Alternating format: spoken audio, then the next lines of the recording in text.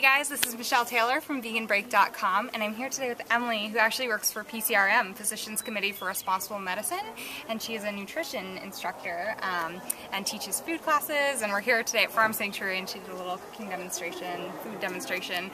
So she just wants to tell you a little bit about what she's up to, and she's, definitely works hard to encourage people to eat healthy, nutritional and balanced diets. So I know a lot of people go vegan for animal reasons, and there's a lot of not so healthy options out there. You see my videos, the Cinnaholic and all that stuff, and that stuff's great, but to be at an optimal health, it's definitely, there's a better way to do it, so. Yeah. Thanks so much, Michelle. I was here at Farm Sanctuary, and I'm so excited to be here.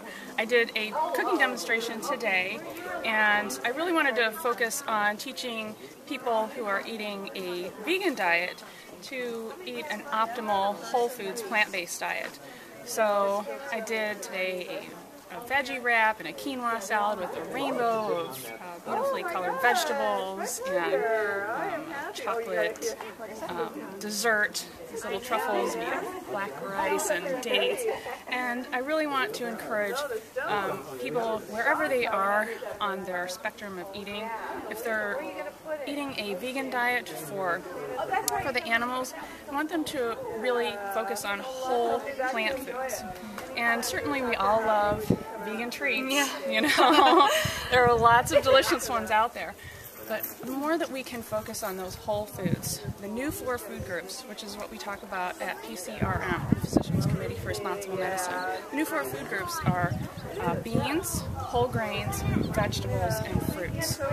And not included in those is oils and sugars and, the fake meats and cheeses and cookies and things like that.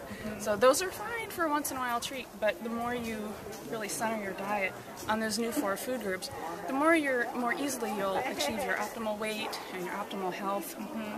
And you're gonna, look and feel great. Yeah.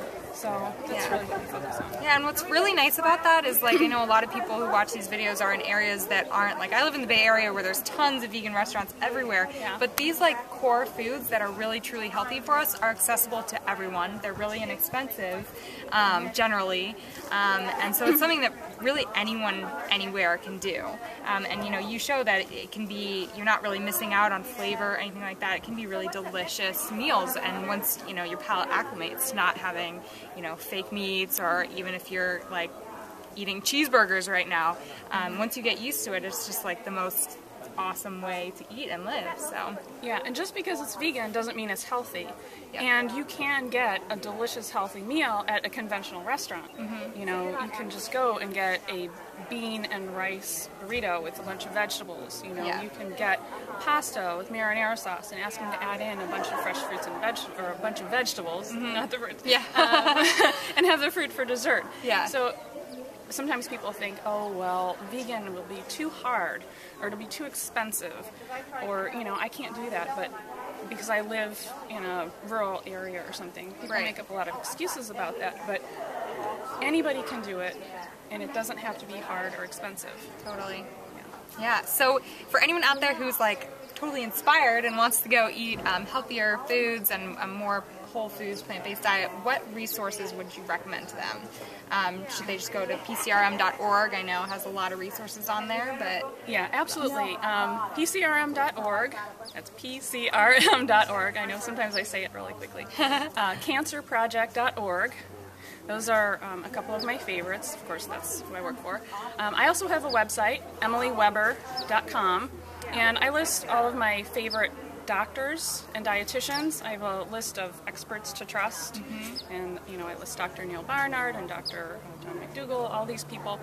So that's sort of a list of all these people that you really want to start with. And I have some nutritional resources and things like that. The classes that I'm teaching, but it's certainly not about me. It's where you want to go to from there. Cool. Well, thank you so much. So definitely check out her website, do further research. The more you're going to look into this and read into it, hopefully the more you'll be inspired to eat healthful meals and live longer, live happier, and of course, a more compassionate diet without meat and dairy. So thank you so much, Emily. Thank you guys so much for tuning in. I will put the links at the bottom of the video, and I will see you guys again later. Bye.